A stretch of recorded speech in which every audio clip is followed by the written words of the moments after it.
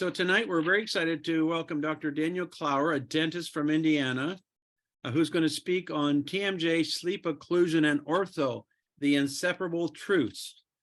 His CV is as follows. Dr. Klauer, dentist, is board certified with the American Board of Dental Sleep Medicine, the American Board of Craniofacial Pain, and the American Board of Craniofacial Dental Sleep Medicine, as well as being diplomate eligible with the American Board of Orofacial Pain.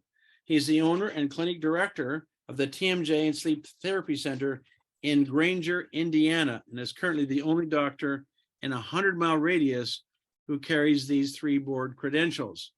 Upon graduating from University of Notre Dame, Dr. Klauer earned his Doctor of Dental Surgery degree from the Ohio State University.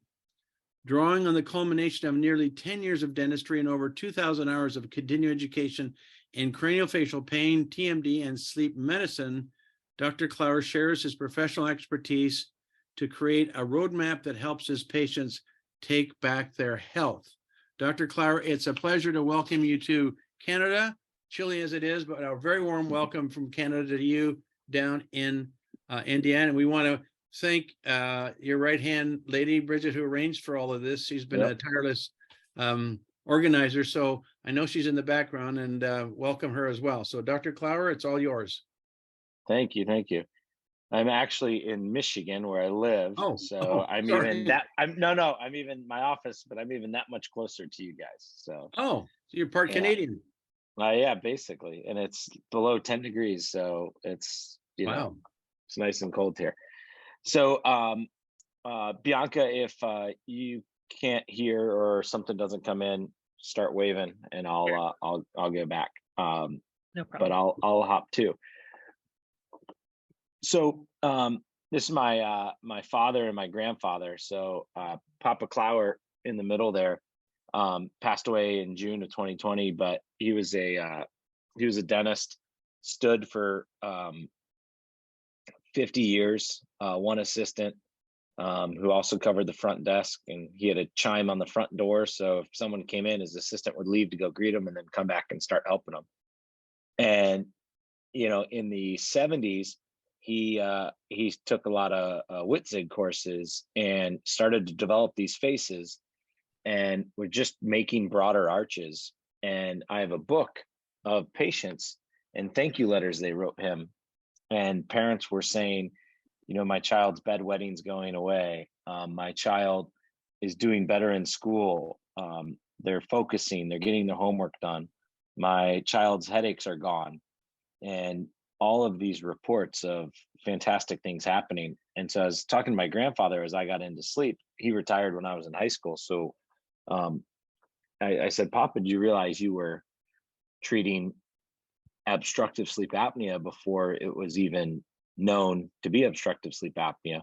And he gave a little smirk and said, I should have charged for it. So here, all these years, he was doing this stuff just by kind of following some basics of health and creating enough room for the tongue and getting the jaw to not click, and all these different things that we now know and we can substantiate. So I share this information with a great deal of humility because I didn't know what I know until I knew it, right? And so I think we all can learn from each other, and certainly learned a lot in talking with him after he was retired and I got into it. This is my father, Roger Klauer. He's a physician, physical medicine rehab specialist. And so I guess the dentistry kind of skipped a generation. So a little bit about me. So we have 5 children. It's my wife, Haley. And then we have Carson, Maddie, Nicholas, Lena, and baby Annie. So they're all within about 8 years of each other. And so nice and busy and a lot of fun. So here's just a quick little video of what a normal night at our house is like. And so they were working on some family dance moves. And so as I try to get work done in the evening, this is usually what it turns out to. So a lot of fun and keep us busy. So I do have a consulting company where we help other dentists incorporate TMJ and sleep stuff into their practice and train their teams on how to give case presentations and staff development and things like that. I do some consulting for dental imaging technologies, and I am not receiving an honorarium for this. These are my thoughts and opinions, and we're in the process of opening another location.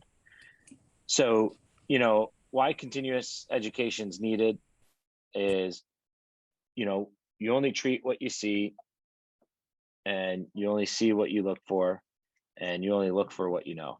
And so I think if we can open up our eyes, we can help a lot more people. Dr. Zaghi, a friend of mine, shared this with me. Half of what you'll learn in medical school will be shown to be either dead wrong or out of date within 5 years. The trouble is nobody tells you which half. So the most important thing to learn is how to learn on your own. And this is advice from Dave Sackett, who's considered the father of evidence-based medicine. And so I know there's times where we wonder if evidence-based medicine has even been followed anymore. But we just have to do our best to take our blinders off and be able to understand and appreciate good evidence and try to do our best. So our practice, just a little bit about us, we're 100% fee for service. We don't do any medical billing. I know for you in Canada, it's a little different than the States, but we don't participate with medical insurance and or dental insurance. And so we're 100% fee for service. A line I say every day to every patient, new patient, is cost is only an issue in the absence of value. And so if you don't see perceived value in what we're doing, then you shouldn't incur the cost, and it probably wouldn't be a good idea for you to move forward with treatment. But that's a mantra that we follow. So I'm in clinic Monday through Wednesday. We see 35, 50 patients a day. We'll start 45 to 65 cases a month, kind of depending on how many days I'm there. It's myself. We have a nurse practitioner, a myofunctional therapist, 5 assistants, 3 admins, and actually we just hired, so we have 6 assistants and 2 people on the development team. And we'll welcome 70 to 85 new patients a month in our practice, all for craniofacial pain, sleep breathing disorder, headache, migraines, things like that. So in a nutshell, that's kind of what our clinic looks like. Here are the conditions we commonly treat. And I always tell guests and people who are learning, we treat with much more than appliances, physical therapy modalities, an array of injections. We do a lot of wellness guidance, and then also work a lot with outside referral partners to help get patients what they need and get them on the path to health, if you will. So something that we recently started doing more of is platelet-rich fibrin injections into the joint, and that's been going pretty well. So the 3 facets of that is you're getting angiogenesis, then cell recruitment, and then proliferation. So we're using that just kind of like we would for prolotherapy, and we'll go through that in a little bit, in injured tendons, ligaments, and or osteoarthritic changes going on in the jaw joint. So to give you a little idea of where we are, right here, South Bend, Indiana, right on the border of Michigan. I live right up here, just about 20 miles north into Michigan, and have a location in Fort Wayne, Indiana, and then goal is to get one up here in Kalamazoo, but the one in Fort Wayne's up and running. And this is our new office we moved into in Indiana. I've been in there about a year, and give you kind of a brief walkthrough of the office. So as you walk in the facility, there's a waiting room. That's a garage door that goes into a seminar room. And so as you go into the seminar room, we can open up that garage door to combine the space. So if we're having a course, we can fit, close to about 80 people in there. This is our staff lounge and break room area for the team to hang out, checkout areas, my personal office. And then back in clinic, we have our case presentation room, the physician's room, clinical rooms, nurse's station, and that's kind of the quick and dirty. So it's about a 10,000 square foot facility, and gives us nice increased space for helping people. So our commitment is to give hope to patients of all ages by adopting their personal victory as our own and restore the quality of life they deserve by providing the tools and therapies to decrease pain, increase energy, and improve sleep. And so that's kind of a mission statement that we have in our office. Our entire team knows it and can recite it. And so we never lose direction on what we do. So some of you who are veterans in this, others are new to it, but Dr. Olmos, a mentor of mine, clearly states, and I think about this daily, if we have a case that isn't going well, what are the keys? And the goal is to control inflammation, prevent collapse of the airway, and restore the proper nasal breathing, control parafunctional activity, and make sure we have adequate nutrition. If we can keep these 4 things in check, patients will get better. So should dentists be trained to screen for sleep breathing disorders? Now, might be a little bit different in Canada, but people are people. So in 2017, the American Dental Association put out a position statement and said, yes, every dentist should be screening for sleep breathing disorders. And the white paper kind of maps out what they mean by that, but especially with children. In children, the dentist's recognition of suboptimal early craniofacial growth and development or other risk factors may lead to medical referral or orthodontic orthopedic intervention and to treat or prevent sleep-related breathing disorders. And so I think that's a big part to highlight, to treat and or prevent. And that's, I think, where a lot of this can be making big strides in the future. So we hosted our annual sleep symposium, 5th time, and we had some great speakers, Dr. Olmos, Dr. Zaghi, Dr. Owens, Dr. Carafiello, an orthodontist from Italy, Dr. Gomanak, Dr. Phelps, orthodontist, and Dr. Movahead, oral surgeon. And so we went over a lot of these topics. So in adults, we can really only manage OSA. You can cure it sometimes, but really just managing it. And then the earlier we treat TMD, the earlier we diagnose it, the easier it is to treat. And in children, you can cure or prevent OSA. And the American Academy of Pediatrics recommends all children that snore should get a diagnostic sleep study. And so we just show that often to our parents, that if their children snore, we ensure they get a sleep study and get appropriately treated. So where do hygienists come into this picture of the craniofacial pain, TMJ, sleep breathing disorder? I think the hygienists have a huge role in that. No one else spends 30 to 60 minutes a day with a patient, or 30 to 60 minutes with a patient 2 times a year. Nurses don't, physicians don't, dentists don't, but hygienists do. And so I think that's a huge role for them to screen for these things.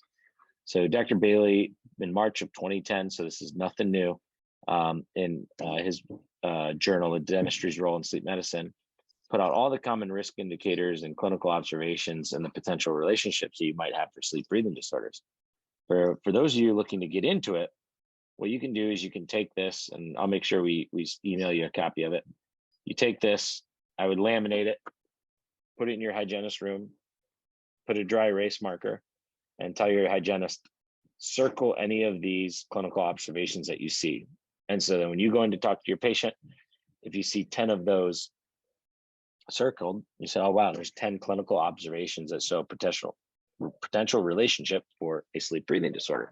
And so now you have a talking point and you can show them, you say, oh my gosh, look at all these things that you have risk indicators for. And it makes the conversation really easy. And just like your hygienist will mark down open margins, fractured cusps, increased gingival pockets, things like that, they should be able to mark down these things, and then it just opens the door for the conversation. And many of you know this, tongue scalping can be a predictive indicator of sleep breathing disorders, and the end all be all is a diagnostic sleep study. However, if you start to gather enough clinical risk indicators or signs and symptoms, you just starts the conversation, start asking the questions, and then helps to facilitate a patient getting diagnosed. This is nothing new. 26% of adults suffer from OSA and 80% are undiagnosed. So it could be about every 4th patient you see in your clinical practice has obstructive sleep apnea. So easy screening tool that we've used, handed out to different offices and for referring offices. I'll just break it up for you. And it really, you can give a screening form and have them fill it out. But in my opinion, it really needs to be in a conversational situation. Because you can ask someone, have you been told you have sleep apnea? And they say no. You've been told to wear a CPAP, and they say no. And they say no to all of these. But if you just ask the question one more time, have you been told to wear a CPAP? They say no. So you've never been told to wear a mask at night. Oh, a CPAC. Yeah, I have one of those. It's in my closet. Do you take medications or sleep aids? Like, nope. So before you go to bed, you don't take anything? Oh, well, I take Tylenol PM every night, but I've always done that. And then do you take any pain meds? Nope. I take 2 Advil in the morning and 2 at night for my headaches. So sometimes you got to ask these questions. And one that always gets me, happens almost monthly, is someone won't check off diabetes and they're on metformin or some other diabetic medication. And I say, well, what do you take the metformin for? So, oh, I had diabetes, but since I've been taking this medication, my diabetes is well controlled. So, some patients, it's funny, they think that is curing their diabetes, so they don't have it, so then they don't mark it. So that's where you just gotta, when your team goes through the medical history and these surveys, you gotta ask questions and get validation, because you might miss it. So stop bang score, again, pretty easy and very well accepted by the physicians. Pretty self-explanatory there. And then the Epworth sleepiness scales, so you can kind of gauge and get a patient to appreciate how sleepy they might be. Some basics of deflection and deviation. So in the middle is kind of normal opening, and deviation is they kind of veer off to the side and then come back to center, and deflection is they go to the side and they stay. I tell general dentists I work with to at least document this before they do a procedure on a patient, because I get patients every single day that say, my jaw never had a problem till Dr. Rawson did that sealant. Ever since that sealant, my jaw's cranking over. And ever since that cleaning, that hygienist pushed so hard, my jaw's been clicking. So I tell my colleagues to just cover yourself, just document any noises, deflection or deviation or limited opening, and it'll just save your butt. So I give them a little range of motion scale, and it just makes it easier to have that communication with patients. Every single day, I talk a patient out of believing that their dentist created their problems. It's very, very rare that would be the case. Also good to document a soft end feel versus a hard end feel. Soft end feel has a bounce in the joint, so when you scissor someone open, you can get them to stretch a little bit more. Hard end feel is sometimes typically associated with a displaced disc. So you go to scissor them open a little bit, their whole head moves, and so oftentimes it could mean that the disc is out of place. So this is cadaver. Again, many of you have probably seen it, but what we're trying to figure out in these patients is what's the status health of the condyle. Are they off the disc, off the disc, off the disc, and then that first pop is them popping back on the disc, and then they close and pop off the disc? Or are they a quieter sound and they're a displaced disc and they're just adaptive? Or is it an active degenerative process where they're rubbing bone on bone? So we have different modalities of checking that, joint vibration analysis that we use on our new patient exam to evaluate these things. All right, so March 2019, Dr. Toe, editor of this journal, they put out a series on prevention, screening, and treatments for OSA beyond the PAP. So I just show this to the offices we work with, say, here's kind of what the physicians are saying. One, establishing a patent nasal airway is important for sleep apnea, whatever way you're treating it.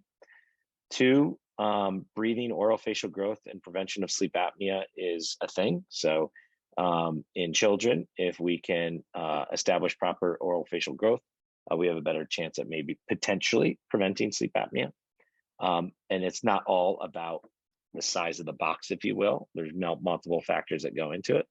But then also there's a role for myofunctional therapy in pediatric OSA. And then last but not least is oral appliance is in the management of obstructive sleep apnea. A mainstay of what we do is this, but we do this, do a little bit of that. And I think every patient we're trying to establish a patent nasal airway.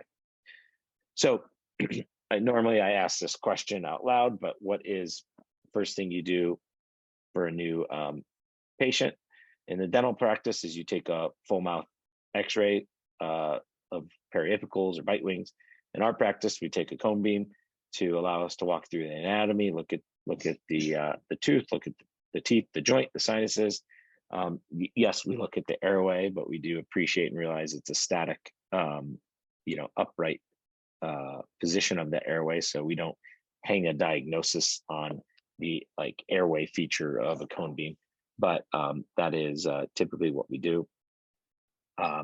Traditional standard imaging in orthodontics is a pan-ceph that can be 6 to 60 microsieverts. The image that we take is about 43 microsieverts.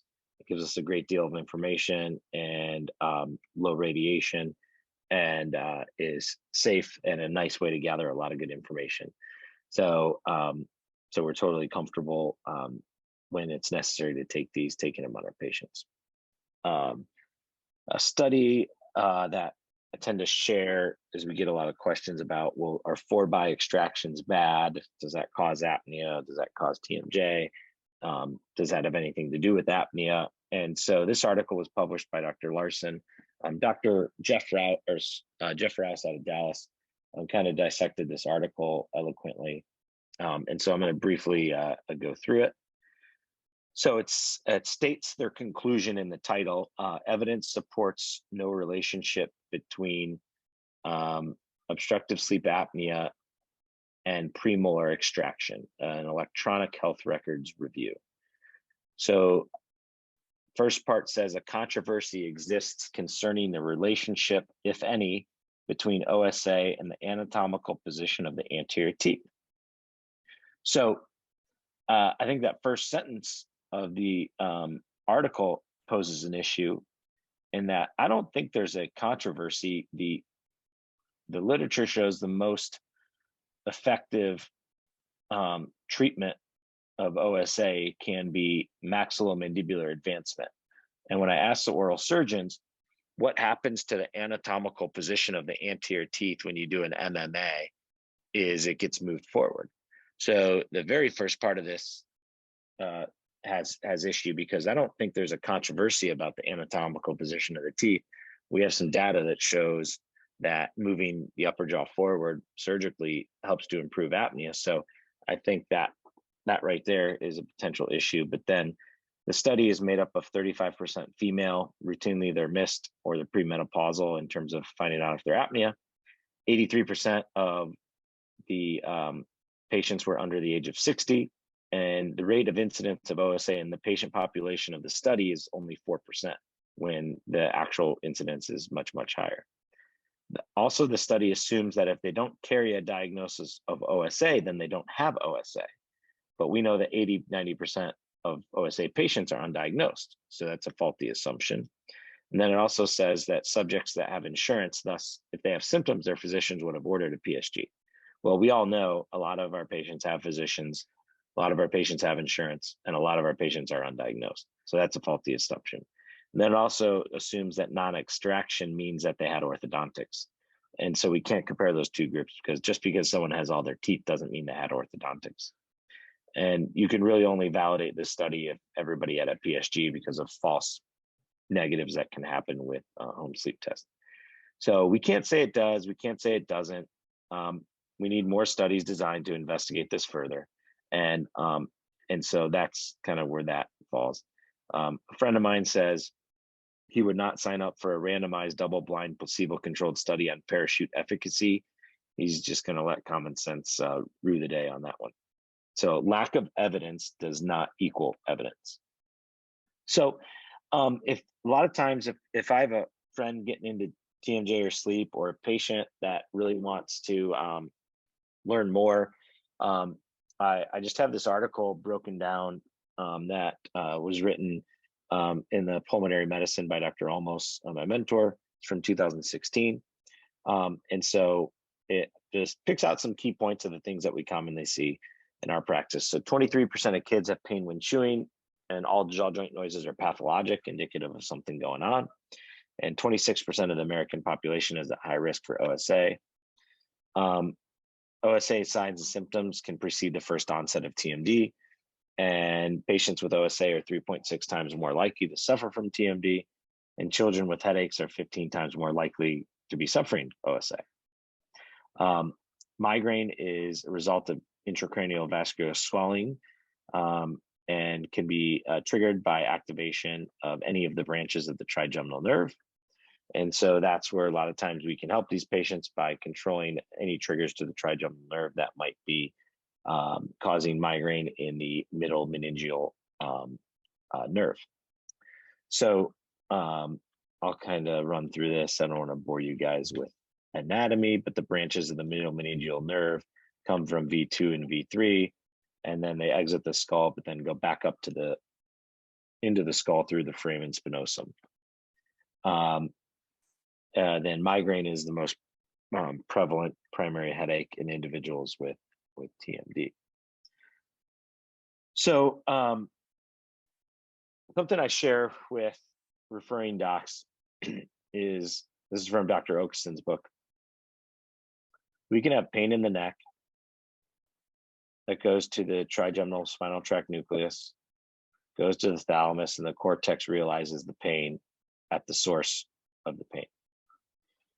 We can have pain in the neck, goes to the trigeminal spinal tract nucleus, to the thalamus, to the cortex, and it's protracted long enough that we actually get heterotropic pain in the face.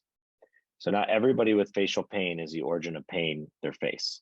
And so that's where we have to have a way of evaluating this to know, why is a patient getting a headache? Why are they complaining of pain? It's not always coming from the site of injury.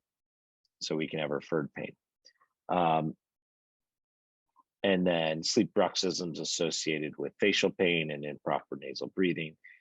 And so it just, an article walks through a lot of the relationships that we commonly see in our patient base and things that we can help them with. And it's ever changing too. What's the long-term stability of orthodontics? Well, this study shows that occlusal relapse can be expected after orthodontic treatment, irrespective of long-term use of fixed retainers, fixed canine retainers within about 7 years. So in the range of 7 to 11 years, orthodontic treatment can expect to be relapsed. To me, that would pose a huge question. Like, okay, well, why is it relapsing? Well, clearly we're not controlling the forces of the tongue and the cheeks. So if my crown were to fail or relapse after 7 years, we want to start asking questions about how can we be better at doing that. And so it's really good that the AJODO published this because I think it challenges us all to be better and try to figure out, okay, how can we get more treatment stability?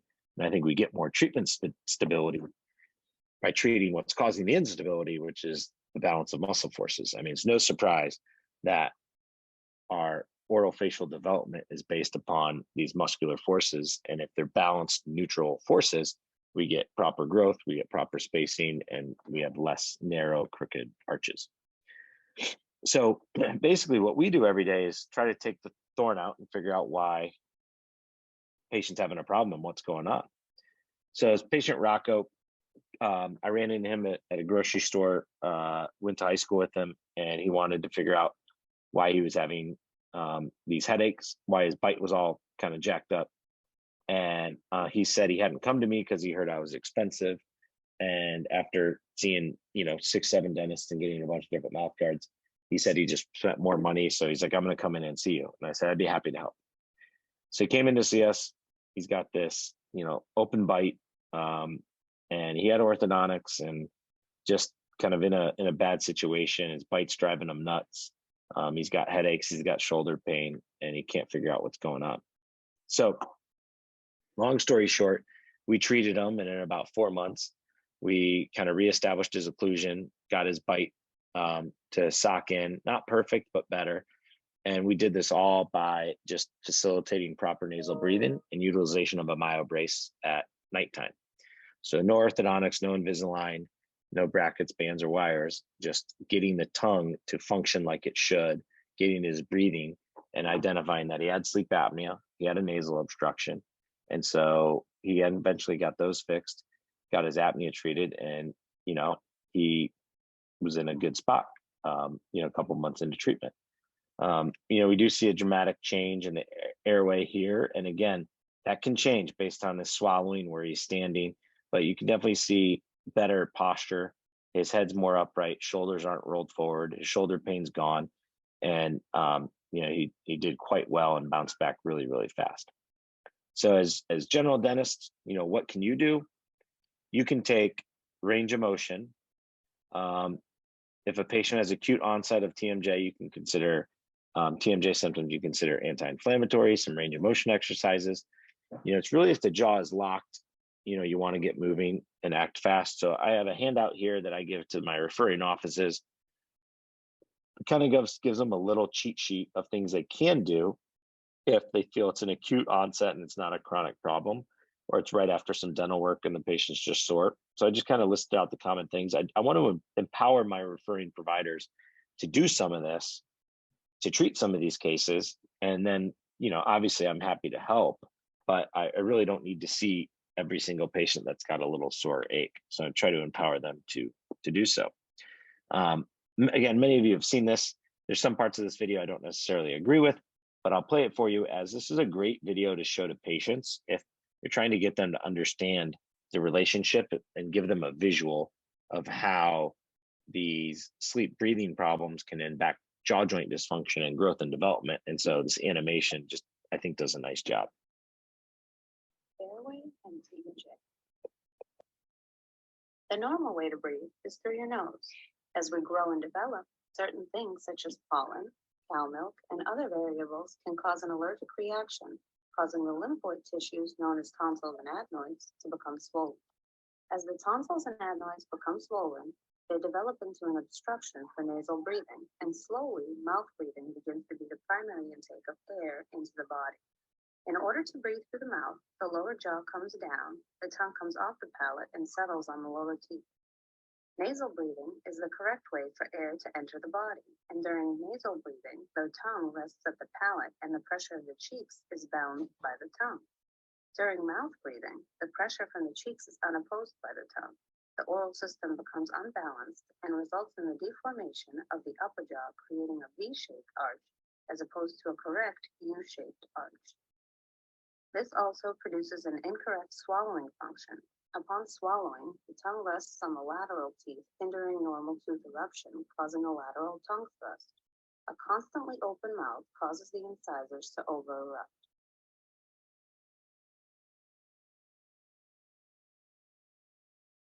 The result is a deformation of the lower arch known as the bicuspid drop-off.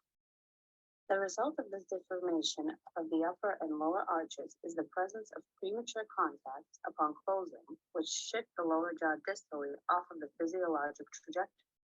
The narrowing of the upper arch pushes the lower jaw back. This forces the TMJ condyle to shift distally while the TMJ disc shifts forward.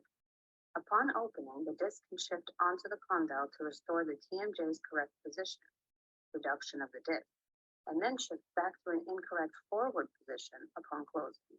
This is what causes a reciprocal flick. In addition, the muscles could be in a state of hypertonus or spasm, which can result in tension headache.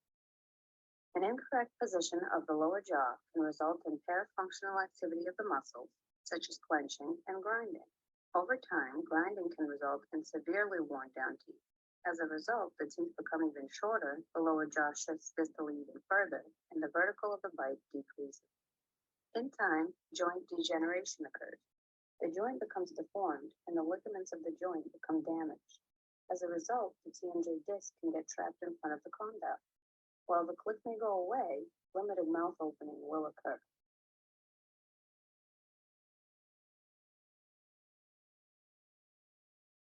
A distally shifted jaw and tongue positions result in even further restriction of the airway. In order to open up the airway, the neck moves forward and the head tilts backward. This stresses the spine and fatigues the neck muscles, which results in neck, back, and shoulder pain.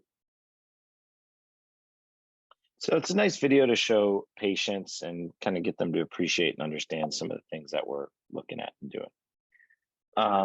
Okay, so I'm going to skip this because I think you guys know the definitions of OSA. And I'm going to show a couple cases.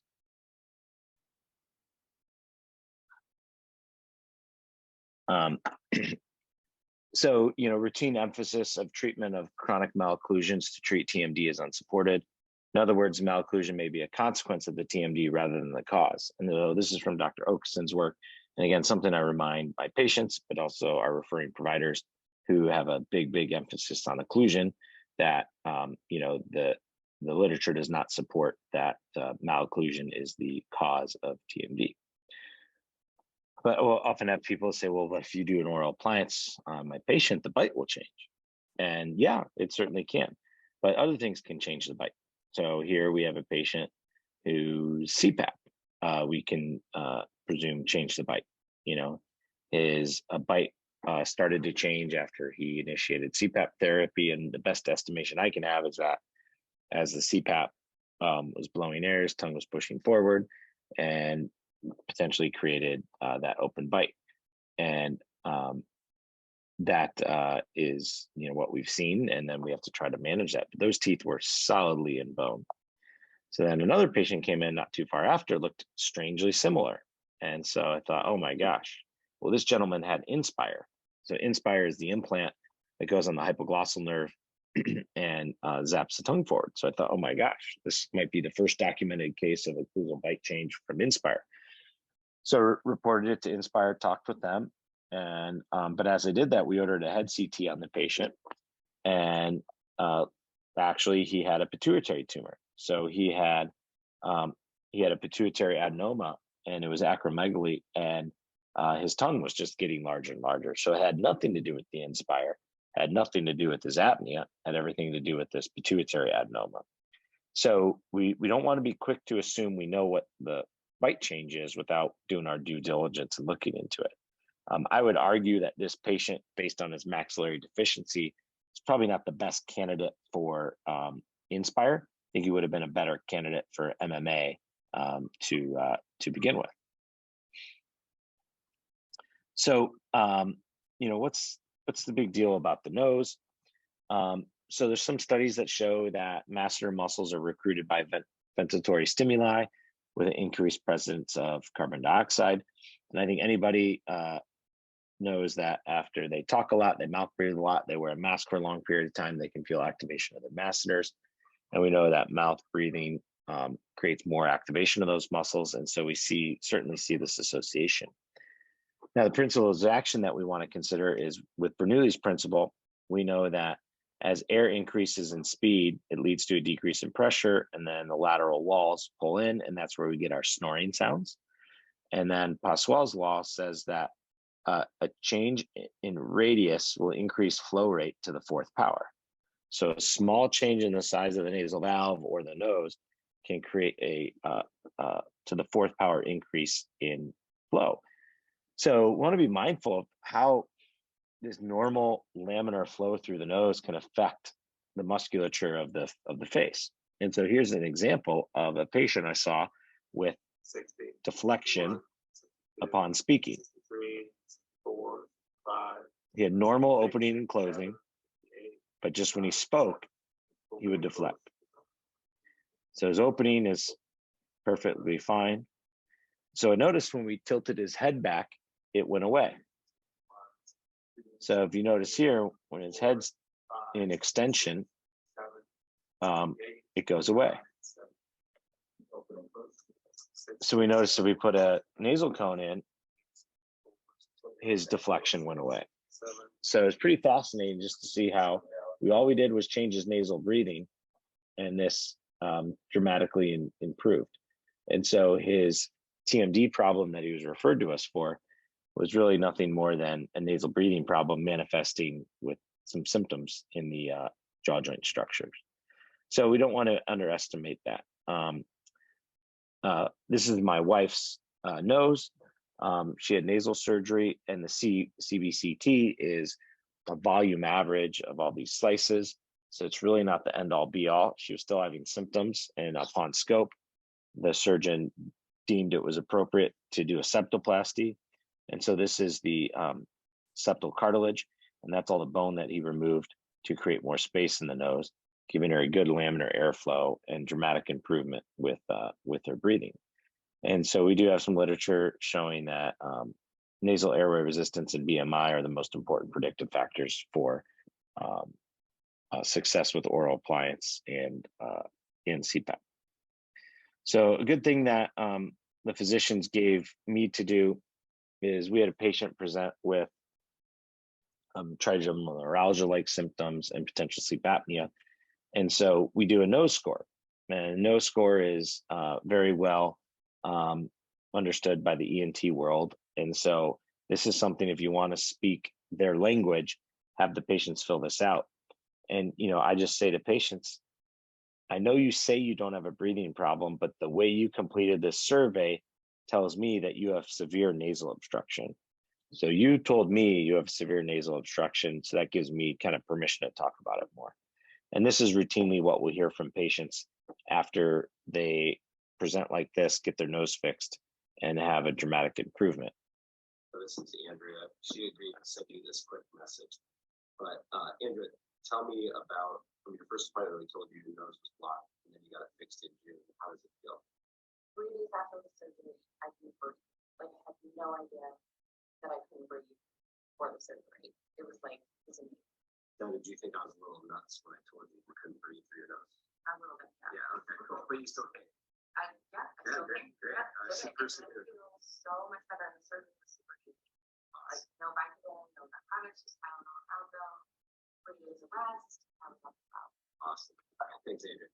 So, it can be big. A paper was just published with 1,300 patients. I submitted a lot of patients for this, and basically what the paper showed is that there was a significant comorbidity of nasal valve compromise with facial and cervical myositis with an odds ratio of 7. So this supports previous literature on the comorbidity is likely the most common oral facial pain complaint. And so a study was made up of, over 1,300 patients and just was recently published. And if anybody wants that, these are the different offices that contributed to that from parts of all of the United States and Canada. So we know that nasal breathing promotes proper oral facial growth and development of these dental facial complexes. I just think we need to be talking about that more. I think a lot of times in orthodontics, we forget this part, the dental facial orthopedics part, and we stick a lot on the orthodontics part. So I think we can do better, and it's great to see the AJODO showing this. It also says in their conclusion that recognition of mouth breathing in young persons by the orthodontics was poor.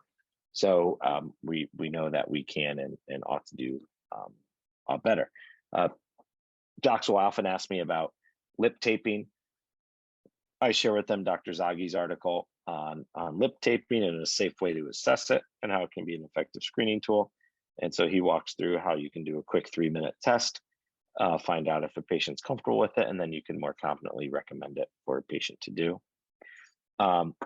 We do these SPG blocks, sphenopalatine ganglion nerve block. Anybody who's ever done an SPG block with a Q-tip, you're not actually getting the solution to the sphenopalatine ganglion, and that's been validated with studies, and it's really impossible to get it. We've demonstrated that, we've tested it with the neurologists, and what you're probably getting is some peripheral anesthesia around the nerves, but you're not getting it directly over the sphenopalatine ganglion because the middle turbinate gets in the way. And Dr. Wade Cooper out of the University of Michigan has a great study at something like 900 cases verified with fluoroscopy. Every single one got on the sphenopalatine ganglion and unable to get it there with a Q-tip due to the curvature that you need to get over the middle turbinate. So if I do this on a patient for trigeminal neuralgia, for headaches, for migraines, I usually show them this video from the neurologist who trained me on it so they can get a understanding of what it is. Behind the nostril, deep in the lining of the nose, lives a bundle of nerves called the sphenopalatine ganglion. This ganglion coordinates pain to the surface of the brain, as well as coordinate pain behind the eyeballs and into the temples. It also regulates blood vessel dilation and constriction to the surface of the brain and into the face. Putting numbing medicine onto this nerve bundle area reduces pain in those regions, as well as can improve overall chronic headache syndromes and facial pain syndromes. When we do a spinocath procedure, we're going to have you laying flat on an exam table with your chin tilted up. We're going to put the catheter in your nostril and advance it to the top of your nose. Most patients feel some pressure and a bit of a pinch when it goes to the right spot. Once we have it where we need it to be, we're going to put a 1/4 teaspoon of numbing medicine to the back of your nasal cavity. Now, this is going to taste bitter and nasty. It's going to make your throat feel numb and tingly. Now, even though you can breathe normal and swallow normal throughout the entire procedure, it's going to feel a bit different when you swallow because of that numbness sensation. We're going to have you stay in that position for 5 minutes. During that time, you might feel your cheek warmth increase, and you might also notice some tearing out of the corner of your eye. Those are all normal signs the medicine's doing what it's supposed to do. After 5 minutes of laying in this position, we sit you up, and away you go. So we've been getting really good results with that. And this was my first case of doing it.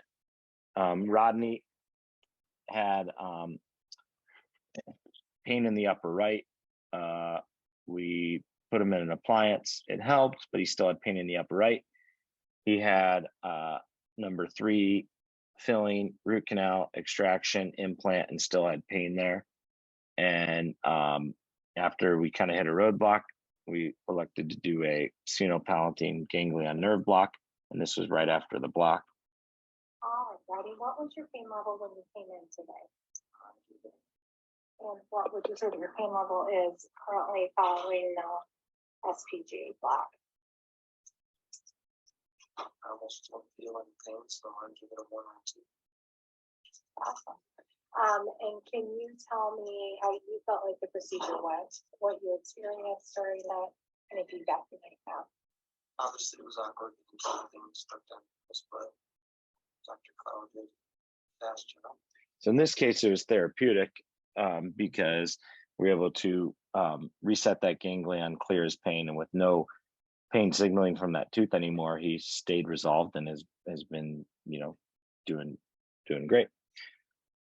Okay, so want to share. I saw Dr. Viviano is on in here, so share something that he and I worked on. So I was at the AADSM meeting and met Dr. Viviano, and we were talking about phonetic bite registration versus a George gauge. And so we put together a study. Dr. Viviano and his son did a majority of the work and writing and stat workup. So we took phonetic bite, sibilant phenome technique, and then we took a George gauge and compared the two. And so for those of you who don't know, phonetic bite is using phonetic sibilant sounds to start your oral appliance. Very rarely, if ever, do we go past end to end. And typically it can have more vertical. A George gauge, depending on the exact technique you follow, but you kind of start at 70% of maximum protrusion and then titrate from there. And so what the study was doing is just to compare these techniques head to head on consecutive patients. And so the conclusion is that it supported our null hypothesis that there was no difference in oral appliance outcomes between the two. So they both had success. However, the George gauge required more jaw movement because you start at 70% protrusion and then have titrations. And the sibilant phenome resulted in a higher degree of variability in the outcomes, but similar number of titrations between the bite. But in the phonetic bite, doesn't bring the patient past end to end, rarely if ever. And so it's nice to kind of compare these methods, see that they're both effective. But then there's also, I always try to minimize the jaw movement and the amount of protrusion for any unwanted bite changes and temporomandibular joint issues. But the people doing a lot of it, getting comfortable with it, are really good at preventing those and triaging those. But it's always something we got to be mindful of when we treat these patients. So I have go through some pedo stuff here. So this is from Dr. Ramirez, who's up in Canada. And I think this is a great video to show to parents, and you guys can have access to it. Dr. Ramirez has given me permission to use it, and I'm sure he will to you, as that's why he created it. The normal or physiological way of breathing is through your nose. Breathing through the nose permits to purify the air by the structures inside the nasal cavity. In that way, the air entering into your naso and oropharynx, your throat, is not going to heavily affect the lymphoid tissue in the adenoids and tonsils, which is the last barrier to catch harmful particles in the air before it reaches your lungs. Besides clearing the air from harmful particles, nasal breathing stimulates the production of gases and substances in the nose, which are going to facilitate the entrance of the air in the lungs and prevent infection in your respiratory system. Mouth breathing allows the air to pass directly into your throat, where the adenoids and tonsils are located. In that way, the air entering into your body through your mouth has not previously been purified, and the lymphoid tissue in the adenoids and tonsils become the first defensive barrier against the harmful particles contained in the air. As a consequence, that lymphoid tissue overgrows, occupying a large volume of your throat. That makes more difficult for the nasal breathing, and you make a habit of breathing through your mouth. In order to breathe through your mouth, your lower jaw has to come down, as well as your tongue has to rest on the floor of your mouth. Breathing through the nose is the correct way, and so the tongue is able to rest on your palate, stimulating a normal growth and development of your upper jaw. Conversely, when you breathe through your mouth, your tongue has to descend and protrude. At the same time, the pressure of your cheeks increases, pushing the upper jaw inwards. So the growth and development of your upper jaw is negatively affected, resulting in a narrow and high palate. The upper dental arch acquires a V shape instead of being a rounded dental arch. Therefore, your teeth do not have space to properly align. This also produces an incorrect swallowing function. Every time you swallow, between 1,600 to 2,400 times per day, the tongue positions low, staying away from your palate. That forces the tip of your tongue to position between your upper and lower front teeth. That pushes your front teeth to show out of your mouth, and your tongue resting on the floor of your mouth with the tip of the tongue between your front teeth. That is called an open bite, as your upper and lower front teeth do not touch when you close your mouth. All those dysfunctions, mouth breathing, incorrect tongue posture, open mouth, and incorrect swallowing are going to continue affecting the growth and development of your upper and lower jaws. And as a consequence, there is less room for your teeth and they become crooked. Remember, the nose is for breathing and the mouth is for eating. Breathing through your nose and keeping your mouth closed with your lips together is going to help your upper and lower jaws to grow and develop better. But more importantly, it makes you healthier. So we can make some big changes in these kids, and I'll just show these few little cases and open it to questions. But you know, it's not news, and I show this orthodontic textbook. Respiratory needs are the primary determinant of the posture of the jaw, the tongue, and the head itself. Therefore, respiratory patterns altered, such as breathing through the mouth rather than the nose, change the posture of the jaw, the head, and the tongue, and affect pressures on the jaw and affect tooth position, growth, etc. So we know this, and our goal is to establish proper nasal breathing. Dr. Darius Lagmani, a good friend of mine, he's a sleep physician, he's a pediatrician in internal medicine. He says the top 3 signs and symptoms of sleepiness in kids are inattention, hyperactivity, and poor temper. And he says the top 3 signs and symptoms of ADHD in kids are inattention, hyperactivity, and poor temper. He says no child should be diagnosed or prescribed ADHD meds without a proper sleep evaluation or sleep study, because a lot of times they can be overlapping or mimicking as such. So these kids, you start to get them to breathe better, and this is no treatment other than myofunctional therapy. And just look at the symmetry change in this little girl's face in 3 months. When you just balance the muscles on a growing face, and you look at the change in her ear and her eye and the shadowing in her nose, her jawline, her facial structure, it's not as puffy, the temporal bone has shifted. So you can see these remarkable changes in such a short period of time in these kids. And here with Brody, still working through treatment, lip posture is better, eyes are more level, ears are more level. Look at that left ear compared to the right ear. Shoulders still need some work. He's got some work to go and do, but you just start to see these things change super fast in these kids, and it's really fun to be a part of. So I would challenge the orthodontic recommendation of starting at age 7 and looking only at teeth. It's crazy as when to start early. There's no picture of the face. It's just looking at the teeth.